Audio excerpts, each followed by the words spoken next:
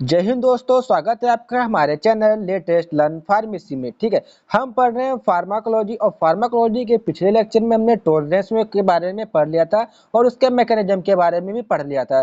Then जो हमारा next topic आता है वो टैकीफाइलैक्सिस है, एडिक्शन है, ड्रग डिपेंडेंस है, एलर्जी है। ठीक है, तो ये सब हम इसी वीडियो में पढ़ लेंगे। वीडियो चला जाएगा 20-22 मिनट का, कोई बात नहीं है। ठीक है, क्योंकि हमारे 2 नंबर में ही पूछे जाते हैं, 7 नंबर में भी पूछे गए तो आप इजीली लिख जाएंगे। आप नोट्स पढ़ लीजिएगा एक बार ठीक से। ठीक है, देन जो हमारा टर्म है क्या है, टैकीफाइलैक्सिस।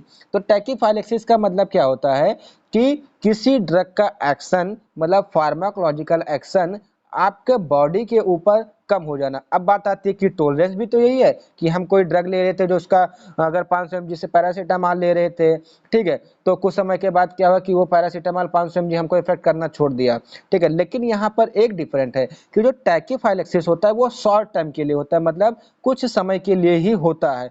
फॉर एग्जाम्पल के तौर पे आपको बुखार है, आपने 500 mg पैरासीटामोल 7 दिन तक खाई, 8वें दिन आपको 600 mg की जरूरत पड़ गई। ठीक है, लेकिन तब आपका बुखार जब ठीक हो गया 3 महीने के बाद, 4 महीने के बाद फिर अगर आपको बुखार आता है तो आपको जो 500 mg की पैरासीटामोल लेंगे वो अफेक्ट करेगी। ऐसा नहीं कि नहीं अफेक्ट करेगी, वहां पे 500 mg वाली इफेक्ट करेगी, भले आप 600 mg वाली खाएं, लेकिन 500 mg की पैरासीटामोल आपको इफेक्ट करेगी। तो इसी को बोलते हैं टैकीफाइलैक्सिस कि जो हमारी बॉडी होती है वो उस ड्रग के साथ कुछ समय के लिए समझौता कर लेती है, इसी को बोलते हैं टैकीफाइलैक्सिस। तो आई होप आपको ये समझ में आया गया होगा कि कम समय के लिए समझौता कर लेती है हमारी बॉडी विद द ड्रग। ठीक है, टैकीफाइलैक्सिस is rapidly developing reversible phenomena. अब यहीं पे ये रिवर्सिबल जो वर्ड आया ना, यहीं से आप समझ लीजिए। अगर अगर इसी पे आप रिवर्सिबल हटा देंगे तो ये टॉलरेंस हो जाएगा। तो ये क्या है, एक रिवर्सिबल फिनोमिना है कि मतलब रिवर्स होता रहता है, मतलब ये कहने की पत्थर की लकीर नहीं हो जाती है। Where the effect of drug administration मतलब कम हो जाता है, डिमिनिशेस मतलब कम हो जाता है due to its continuous administration at a short, मतलब थोड़ी थोड़ी देर पे जब आप उसका यूज करते हैं तो उसका इफेक्ट कम हो जाता है। अगर आपको इसका एग्जांपल समझना हो तो सीधे तौर पे भांग खाने वाले को समझ लीजिए। ठीक है, भांग खाने वाले क्या करते हैं कि एक दिन में 10-10 गोली 20-20 गोली खा जाते हैं, उनको कोई फर्क ही नहीं पड़ता है। ठीक है, लेकिन अगर वो 2 महीने के लिए भांग खाना छोड़ दें और तीसरे महीने अगर फिर से खाएंगे तो उनको एक ही गोली का बहुत तगड़ा नशा हो जाएगा। तो अब हम पढ़ रहे हैं फार्माकोलॉजी, तो हमको इसमें मेडिसिन के बारे के मेडिसिन का एग्जाम्पल लेके पढ़ना है। ठीक है, तो ये देखते हैं दी डोज ऑफ प्रोपाजोल, ठीक है, इज अबाउट 5 mg, मतलब हम 5 mg ले रहे हैं, but when we take it a short interval, लेकिन हम इसको कुछ कुछ देर पर मतलब 2 घंटे 3 घंटे के इंटरवल पर इसको ले रहे हैं। It does not show sufficient effect at 5 mg। ये क्या करेगा कि जो 5 mg की पोटेंसी होगी, उसकी कंसंट्रेशन होगी, वो आपके बॉडी पे सफिशिएंट फार्माकोलॉजिकल एक्शन नहीं शो करेगा। So the concentration of drug become diminished, मतलब तो हमको क्या करनी पड़ेगी, ड्रग की कंसंट्रेशन बढ़ानी पड़ेगी, लेकिन कुछ समय के बाद यह नॉर्मल हो जाएगी। ठीक है, देन हमारा आता है टैकीफाइलैक्सिस होता क्यों है, मतलब इसके जो मैकेनिज्म है वो होता क्यों है।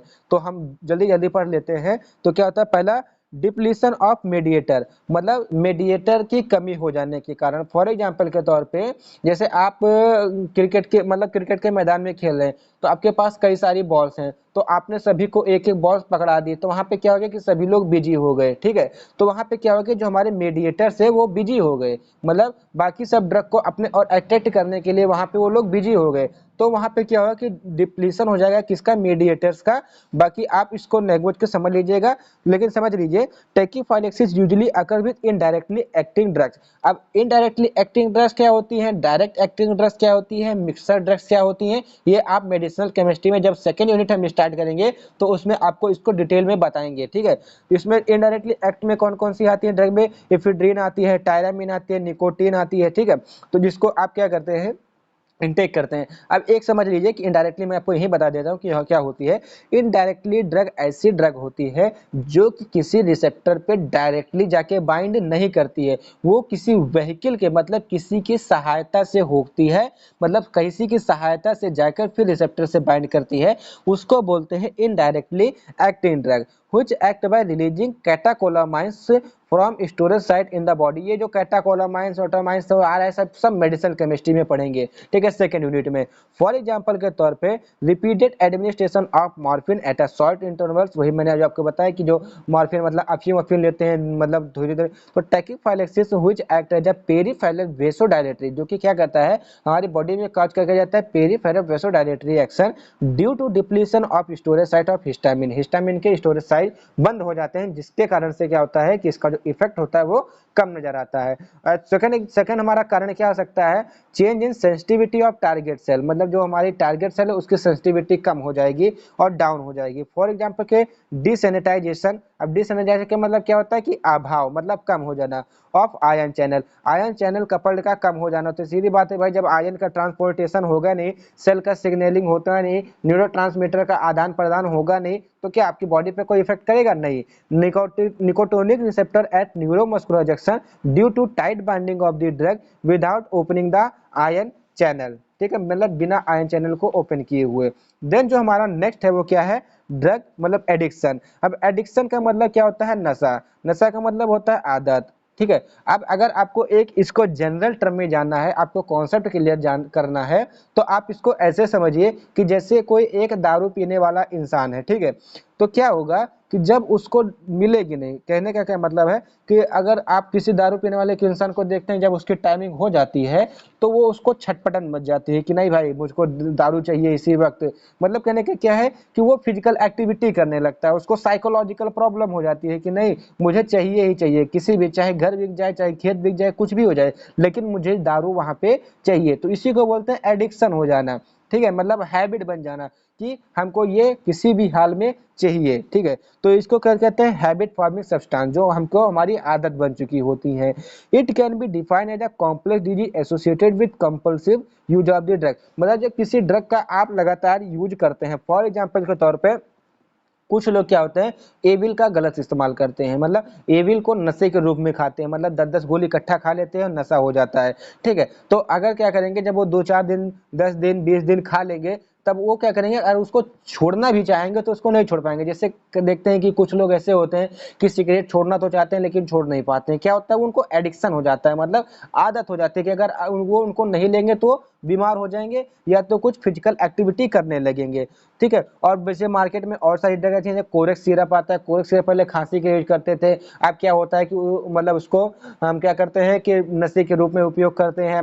और एक ड्रग आती है एल्प्राक्स नाम की आती है, तो उसको सब लोग नशे के रूप में, जबकि वो जब बीपी आपकी हाई हो जाती है, ठीक है, तब आप उसका यूज करते हैं। तो यही सब है ड्रग्स के बारे में। The addicted person gets overwhelmed, मतलब क्या होता है कि वो ओवरवेल्म हो जाता है, मतलब जैसे कहते हैं कि इधर उधर की मतलब क्रियाएं करने लगता है। And feel the need for those drug even after knowing it's harmful effect, वह जानता है, मतलब दारू पीने वाला आदमी जानता है कि दारू मेरे लिए नुकसानदायक है, लेकिन फिर भी उसको वो चाहिए, ठीक है। तो यही क्या होती है, एडिक्शन होती है, ठीक है। Chronic use of drug leads to drug addiction which is characterised by following, मतलब कुछ टर्म्स दिए हुए, जैसे the person aim to consume the drug at any condition any cost at any circumstance, मतलब किसी कोई भी दिक्कत आ जाए, परिवार टूट जाए, खेत बिक जाए, घर बिक जाए, कुछ भी हो जाए, लेकिन मुझे दारू चाहिए ही चाहिए, ठीक है, मुझे दारू चाहिए ही चाहिए। तो ये हो गए उसकी कुछ टर्म्स।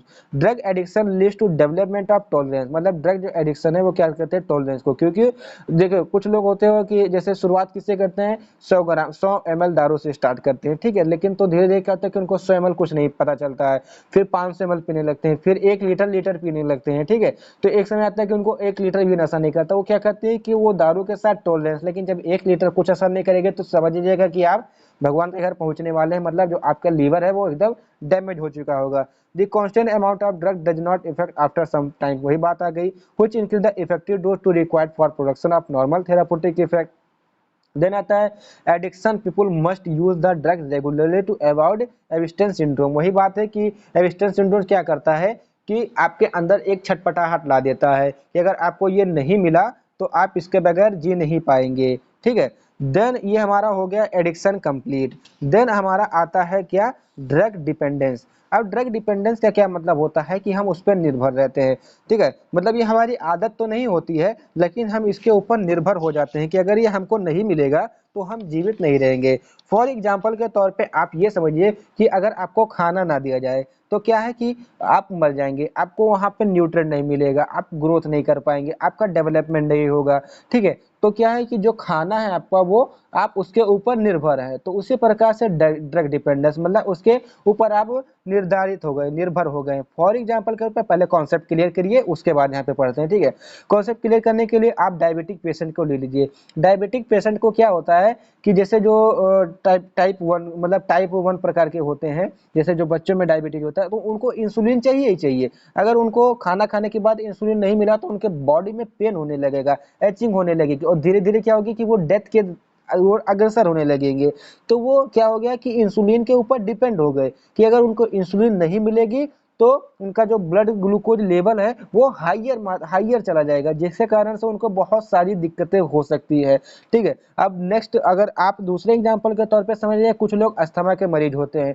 तो ठीक है, वो क्या होते हैं कि इनहेलर पे डिपेंड हो जाते हैं कि अगर वो इनहेलर नहीं लेंगे तो क्या हो जाएगा कि उनको मतलब जब जकड़न हो जाएगी, सांस फूलने लगेगा, तो इससे कारण से उनकी डेथ भी हो सकती है। तो यही होता है हमारा ड्रग डिपेंडेंस। आई होप कि आपका जो कॉन्सेप्ट वो मैं कॉन्सेप्ट वाइज क्लियर करता चल रहा हूँ। अगर ऐसा नहीं है तो कमेंट करके मुझे बता दीजिएगा, मैं अपने स्किल्स में और सुधारने की कोशिश करूंगा। ठीक है, the drug become a soul of human. जो ड्रग होती है वो क्या होती है, मनुष्य की आत्मा, मतलब वही सब कुछ हो जाती है। अगर आप उसको नहीं लेंगे तो आप जिंदा नहीं रहेंगे। अकॉर्डिंग टू WHO मतलब वर्ल्ड हेल्थ ऑर्गेनाइजेशन के मुताबिक drug dependent is defined as the state. यह एक स्टेट है किसकी, साइकिक मतलब जो मनोवैज्ञानिक होती है, and some time physical rejecting from the interaction between a living organism and drug. अगर कहने का मतलब क्या है कि जो ड्रग है और जो हम है मतलब लिविंग ऑर्गेनिज्म है, इन दोनों का एक रिश्ता बन जाता है। अगर ये दोनों आपस में नहीं मिलेंगे तो ये आपस में छटपटाने लगेंगे, या उनको दर्द होने लगेगा, या कुछ ऐसी एक्टिविटी होगी बॉडी के अंदर जो कि आपके लिए असहनीय होगी।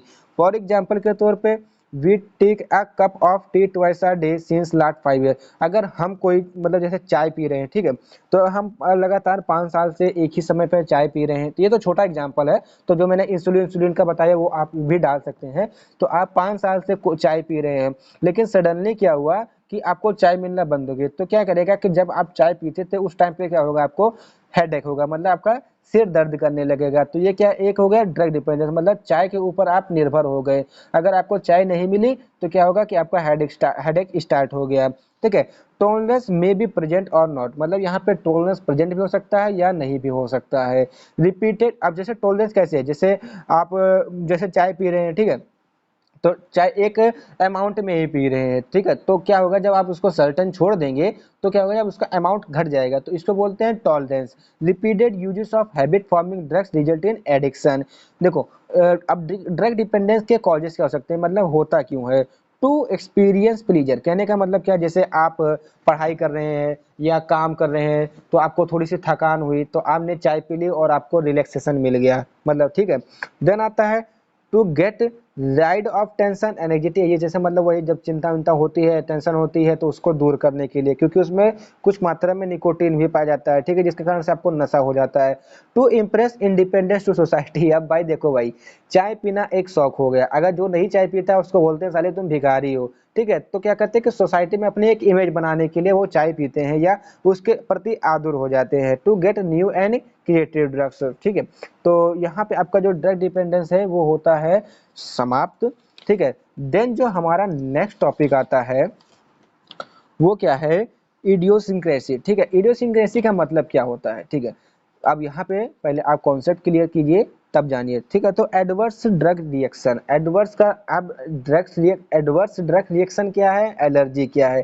ठीक है, तो जो एडवर्स ड्रग रिएक्शन है वो ऐसा एक्शन है हमारी बॉडी पे जो कि हमारे लिए हार्मफुल होता है, लेकिन जो एलर्जी है वो केवल हमको सिम्टम्स दिखाती है, ना कि हमारे लिए वो हार्मफुल होती है। तो इडियोसिंक्रेसी क्या होता है कि ये एक पार्टिकुलर इंसान में होता है। कहने का मतलब क्या है कि कुछ ऐसी ड्रग्स हैं कि जो आपको नुकसान करेंगी, लेकिन वही ड्रग्स क्या है कि दूसरे को फायदा करेंगी।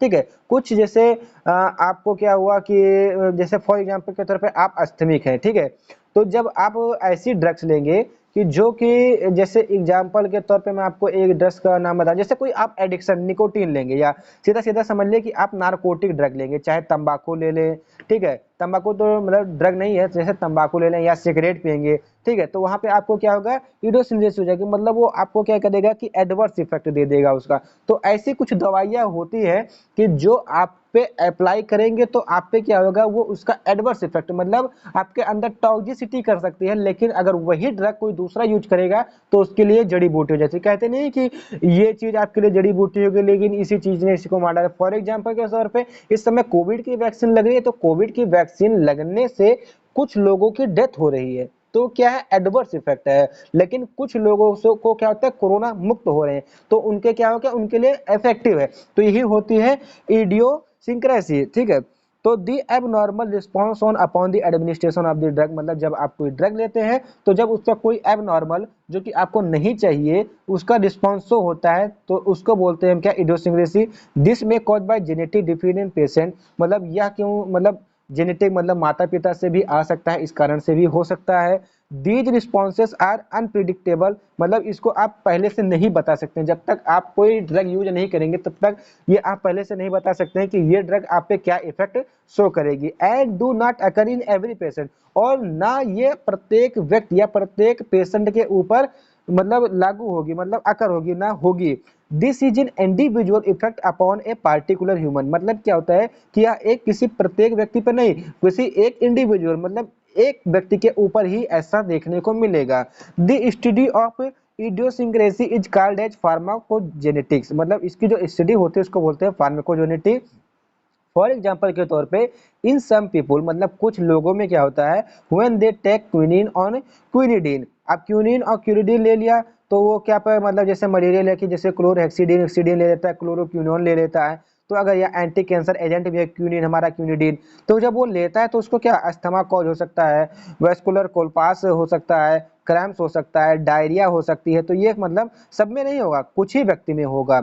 And when a patient who are affected from low glucose 6 phosphate dehydrogenase enzyme, मतलब जो G6P प्रोटीन से मतलब जो एंजाइम होते हैं उसके अंदर कमी होगी, तो अगर वो क्या करेगा, प्रीमाक्यून ले लेगा, अगर वो प्रीमाक्यून का डोजेस ले लेगा तो उसके अंदर क्या हीमोलाइटिक एनीमिया, मतलब उसको इंटरनल ब्लीडिंग होने लगेगी, ठीक है, तो ये क्या होगा कि उसके ऊपर एक पार्टिकुलर इफेक्ट शो करेगा। एंड कुछ लोगों में होता है कि resistance to vitamin D in certain individual. Then जो हमारा नेक्स्ट टॉपिक आता है एंड लास्ट टॉपिक आता है वो क्या है, एलर्जी। तो एलर्जी क्या होती है, हाइपर सेंसिटिविटीज। अब जैसे देखो एलर्जी आपको कब होती है, जब कोई आप ड्रग खाते हैं, ठीक है, उसका एक्शन आपके ऊपर कुछ गलत शो हो रहा होता है, जैसे मतलब कहने का क्या है कि जो उसका फार्माकोलॉजिकल एक्शन है वो शो होने के मतलब वो नहीं शो हो रहा है, कुछ दूसरा ही शो हो रहा है, मतलब वो आपकी बॉडी के लिए हार्मफुल है। तो आपके बॉडी में देखते जब कोई दवा ववा खाते हैं तो वहां पर रैसेस हो जाता है, लाल पड़ जाते हैं, छछोले पड़ जाते हैं, ठीक है, तो इसी को बोलते हैं एलर्जी, कि आपने कोई ड्रग इंटेक की, वह ड्रग आपके लिए अच्छी नहीं रही, ठीक है, तो उसने आपको क्या कर दिया, एक मतलब एलर्जी कॉज कर दी। और जैसे अब दूसरे एग्जांपल के तौर पे अगर हम आगे बढ़े, कॉन्सेप्ट क्लियर कीजिए उसके बाद देखते हैं आगे क्या होता है, ठीक है। तो जैसे जो अस्थमा के मरीज होते हैं तो अगर आप उनके सामने धुआं रखेंगे या धूल उड़ा देंगे या आप सीधा उनके सामने सिगरेट बीड़ी पियेंगे तो उनको तुरंत वहीं पर उनकी जो सांस है वो बढ़ने लगेगी, मतलब फूलने लगेगी, तो इसको क्या बोलते हैं, एलर्जी। उनको धुएं धूल के प्रति क्या है, एलर्जी है, ठीक है, तो इसी को बोलते हैं हाइपर सेंसिटिविटी, मतलब जो हमारी बॉडी है उसके प्रति कुछ ज्यादा ही मतलब जागरूक हो जाती है, ठीक है। तो आइए इसको लैंग्वेज में देखते हैं। एन इनएप्रोप्रिएट इम्यून लो इम्यून सिस्टम, मतलब ये क्या इम्यून सिस्टम के कारण भी होता है, जब आपका इम्यून सिस्टम लो हो जाता है तो आपकी इस्नोफिल्स बढ़ती है। इस्नोफिल्स भी क्यों बढ़ती है कि जब आप कोई कोल्ड थिंग ले लेते हैं, मतलब कोई आप ठंडी चीज ले लेते हैं तो आपकी बॉडी क्या करती है, उसके साथ एलर्जी कॉज कर जाती है, ठीक है। तो यही बताने की कोशिश कर रहा हूँ कि ये लो इम्यून सिस्टम के कारण भी हो सकता है। A drug is called allergy or hypersensitivity. The allergy is not drug related and is not dependent upon the pharmacological property. कहने का मतलब क्या है कि जो एलर्जी होती है वो किसी फार्माकोलॉजिकल रिस्पॉन्स या फार्माकोलॉजिकल एक्शन के ऊपर नहीं होती है, मतलब ये एक कह लीजिए कि एक बाहरी होता है, मतलब कहने का क्या है कि ये जो होता है वो फार्मा मतलब कहने का कि आपकी बॉडी से तो नहीं रिलेट होगा, मतलब होगा बॉडी से रिलेट, लेकिन इसका जो मेन जिम्मेदार होगा वो आपका क्या होगा, इम्यून सिस्टम होगा। It occurs due to over sanitisation, मतलब ये क्यों होता है कि अधिक प्रभाव पड़ बढ़ने के कारण of the patient upon the exposure to a drug और any substance which may be natural. ठीक है, अब एग्जांपल के तौर पे आपने कोई ड्रग लिया, आपको एलर्जी कॉज हो गई, तो आपने वहाँ पे क्या एंटी एलर्जी ड्रग ले लिया, सच एज लिवोसिट्राजिन आपने खा ली, bind with immune system producing antibodies against the allergic, मतलब उसने एंटीबॉडी प्रोड्यूस करना स्टार्ट कर दिया और क्या हुआ कि आप ठीक हो गए। अब जब इनके सिम्टम्स आते हैं वो क्या होते हैं, रैसेस आ जाते हैं, ठीक है, प्रीथिस हो जाता है, ओइडिमा मतलब सूजन आ जाती है, व्हीजिंग हो जाती है। तो यहाँ पे जो आपका फार्माकोलॉजिकल टर्म्स है वो होता है इस सिलेबस के आधार पे खत्म। ठीक है, अगर कोई टॉपिक इधर उधर छूट भी गया होगा तो भाई कमेंट करके बता देना, मैं भी उसके ऊपर वीडियो बना दूंगा, आप उसके लिए परेशान मत होइएगा। तो अगर आपको वीडियो समझ में आया हो, आई होप आपको समझ में आया होगा, क्योंकि मैंने आपको एक जनरल लैंग्वेज में बताया है, ना कि कोई बड़ी लैंग्वेज में सिखाया है। ठीक है, तो जो नेक्स्ट टॉपिक हमारा होने वाला है वो क्या है, फार्माकोकाइनेटिक, जिसमें हम पढ़ेंगे एडेमी, बहुत ही इंटरेस्टिंग टॉपिक है और ये मैं आपको 4 दिन के अंदर खत्म कर दूंगा। मतलब एब्जॉर्प्शन, डिस्ट्रीब्यूशन, मेटाबॉलिज्म, एलिमिनेशन, इन 4 पार्ट को मैं अलग बनाऊंगा। उसके बाद आ जाएंगे हम फार्माकोडायनेमिक्स में और धीरे धीरे हम अपना सिलेबस कवर करते चल रहे हैं, कोई दिक्कत नहीं हो रही है और हम अपना कॉन्सेप्ट क्लियर करते चल रहे हैं। देखिए इसी टाइप का मैंने नोट्स बनाया है, तो आप वीडियो देखिएगा जरूर। और अगर आप वीडियो आपको ये समझ में आएगी तो चैनल को सब्सक्राइब कर दीजिएगा, वीडियो को लाइक कर दीजिएगा और वीडियो को कमेंट करके बता भी दीजिएगा कि आपको ये वीडियो कैसी लगी। Thank you for watching the video.